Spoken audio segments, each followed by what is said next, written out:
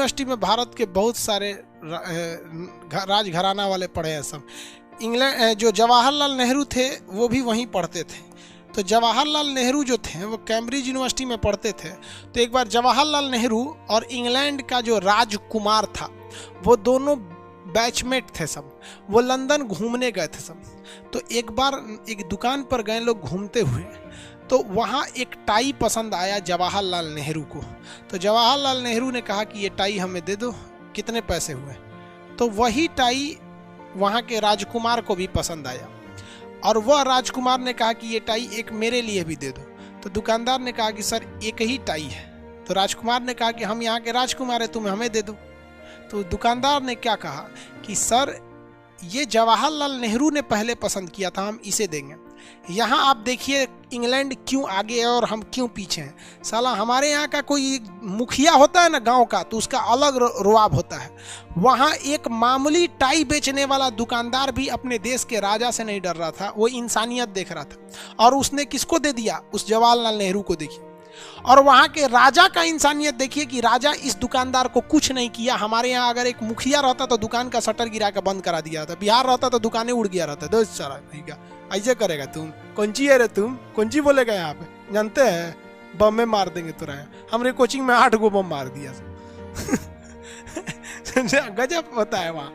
तो वो इंसानियत होता है। और हम लोग सोचते हैं कि इंग्लैंड हम क्यों नहीं होते हैं, हमारा भारत लंदन क्यों नहीं हो जाता है।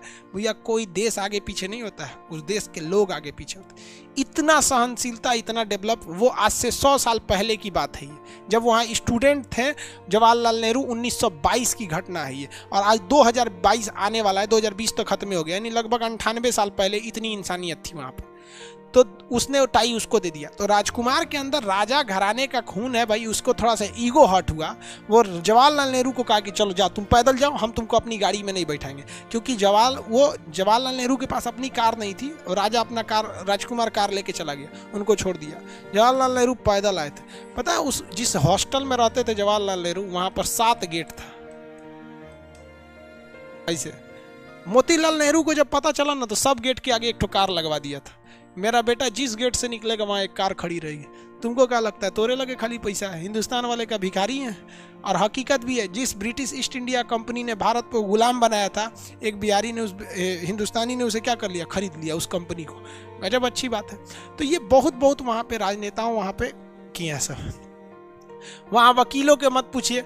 वहाँ पे पहले घर बिकता था ना, इंग्लैंड में जगह कम है, लंदन में घर बिकता था। तो लंदन में घर ऐसे पूरा नहीं खरीद सकते, जमीन नहीं खरीद सकते, वहाँ फ्लोर बाई फ्लोर खरीद सकते हैं, जैसे दिल्ली में है।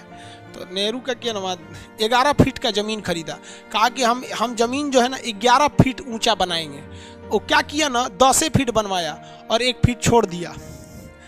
खरीदा था कितना के लिए? 11 फीट के लिए। 10 फीट बनवा के 1 फीट छोड़ दिया। ऊपर वाला आया, कहा हम भी बनवाएंगे। तो कहा कि तुम नहीं बनवा सकते हो, क्योंकि 11 फीट तक तो मेरा है, इसके ऊपर बनवा लो। घर कैसे बनेगा रे इसके ऊपर? बहुत कानून बनवा दिया सब। इंग्लैंड के पे ही वहाँ पे कोर्ट में फांसी दिया जाता है। टू हैंग मतलब इसे लटका दिया जाए, फांसी पर लटका दिया जाए।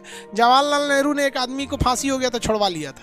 उसने कहा कि टू हैंग, वो लटक गया, आप छोड़ दीजिए। जैसे फांसी पे लटकाया गया इसे, तो तुरंत थोड़े मर जाता आदमी, 5 मिनट समय लगता है। टू हैंग, लटक गया। तो जवाहरलाल छोड़िए इसको अभी, नहीं तो हम आपको मरवा देंगे, क्योंकि आपने अपने फैसले में लिखा है टू हैंग, लटका दिया जाए। ये थोड़े लिखे है टू हैंग टिल डेथ। आप लिखिएगा टू हैंग टिल डेथ, मतलब तब तक लटकाए रहो जब तक मर नहीं जाता है, तब ना उसको छोड़ेंगे। आप तो लटका दिए, काम खत्म।